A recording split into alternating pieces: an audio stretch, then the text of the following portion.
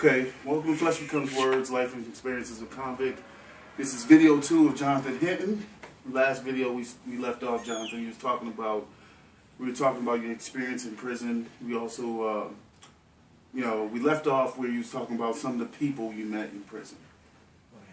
So you said that was the best part, I think was the last sentence you said, was some of the people you met in prison. Can you go into that a little further?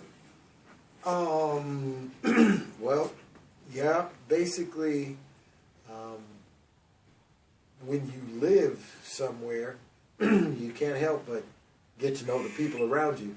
And the concept or the perception that you get there with is that everybody's a killer, yes. Everybody is dirty, yes. Don't ever trust anybody, and just watch your back at all times, which some of that is true. But once you start to get to know these people that you're living with, you realize there's people who were business owners, who were lawyers and non-profit organization creators, and I would say probably 2 or 3 of the 5 most influential people that I've met in my life, I met in prison. Wow. Just amazing men that helped me to grow, helped me to understand, where I was going and what I wanted to do. So I remember we were talking about how, prison, the environment is not really conducive to rehabilitation. However, you're saying that there's all these great men inside prison. How do you rationalize that? Can you explain that? Well, the men that I'm talking about, and there's many of them. I mean, it's not just a handful. They are men who made a mistake or made a wrong choice or, had certain life circumstances that caused them to be in that situation.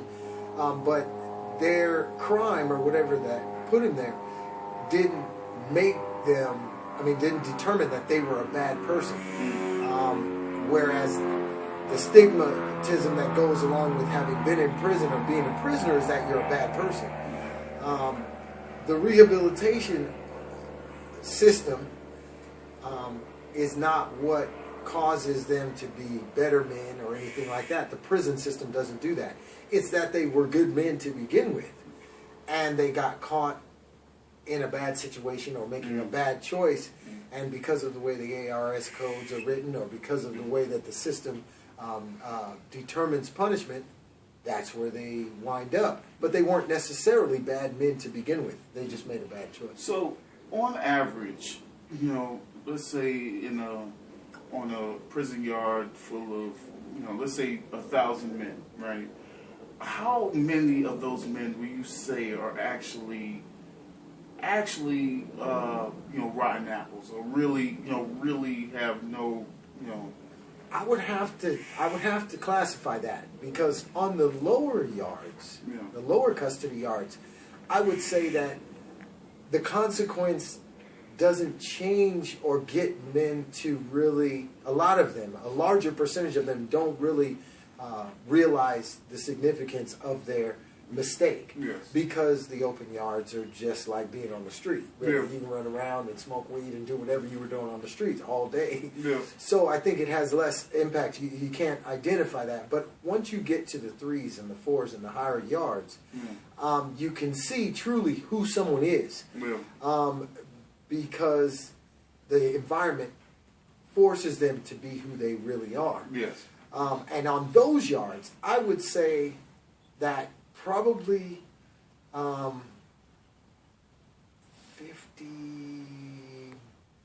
40. I would say it's probably about 40 to 50. Now, a lot of those people are victims of their circumstance, their upbringing, and so we might consider them rotten apples, but they're not even necessarily rotten apples. They just have not had any other life other than crime because they were raised in it, and maybe they see their opportunities as so limited that they haven't ever experienced anything other than that. Okay.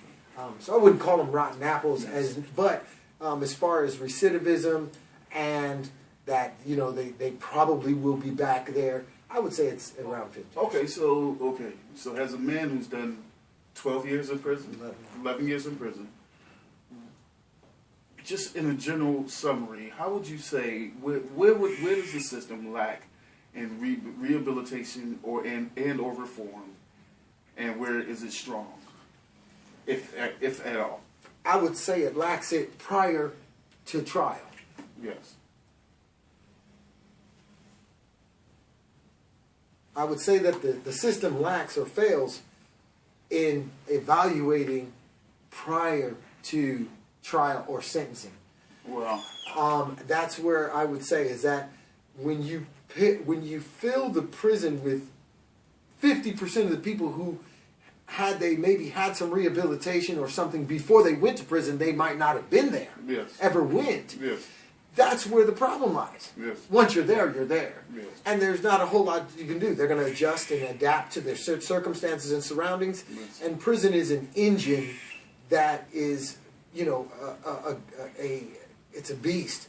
Money, corruption, all of those things are involved. So there's no way to fix prison. Okay, so how does a man like yourself, who spent 11 years in prison, how do you come out and you do well for yourself? I mean, how do you find a job? How do you, find a great wife? How do you do those different things? For me, it was something that didn't happen when I got out. It was just leaning, trusting, and relying on my relationship with God and what He was doing in my life while I was in prison, yes, and before I was in prison, and then identifying who I am, and then being true to who I am. Yes. And as in doing that, God then moves me and moves situations and circumstances to allow me to prosper. Somebody told me, a gentleman from prison. He had been in since 1976. Yes. And he told me one time, the people who don't come back to prison are not those who say they're going to change, but those who decide who they're going to be while they're here. They realize this is not for them. And then they begin being that person now, while they're still there. And then they pursue their dreams. They go for education. They do everything that they can under the circumstances of prison. Yes. And when they get out, he said the only thing that changes is the location. And that's why they don't come back. Because they became who they were going to be while they were there. Yes. And if I had to say anything about why I've been able and blessed to prosper, it's because I did that. And when I came out of prison, everything was already in place. Yes. Everything was already. Okay, so let's take this last minute and a half, and I want you to tell the people, because this is Flesh Becomes Words, right? It's about real life stories of people dealing with extraordinary circumstances, telling their story, right? So for this last minute, for the last minute, just reach out to the people out there and give them a message about what you've learned in your time in prison.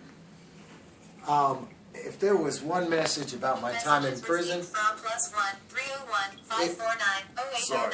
it would be that you need to know, learn, discover what things you enjoy doing and pursue those things. Don't pursue money or riches or items or this or that, but pursue happiness, pursue peace. And when you pursue those things, then all these other things are added unto your life.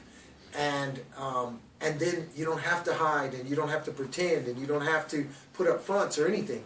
People who are around you either accept you for who you are and they become associates or friends, or they don't, and therefore they're not your associates and friends. And you're able to live your life in peace, grow, prosper, and become and grow into whomever it is that God intended you to be to begin with, and why He created you the way you are. And I think that being true to yourself and who you are is the key. Okay, so we're going to do video 3. I'm sorry. Maybe not now, but this is part 2 of Jonathan Hinton, FleshBecomesWords.com, Life and Experiences of Convict. Support me!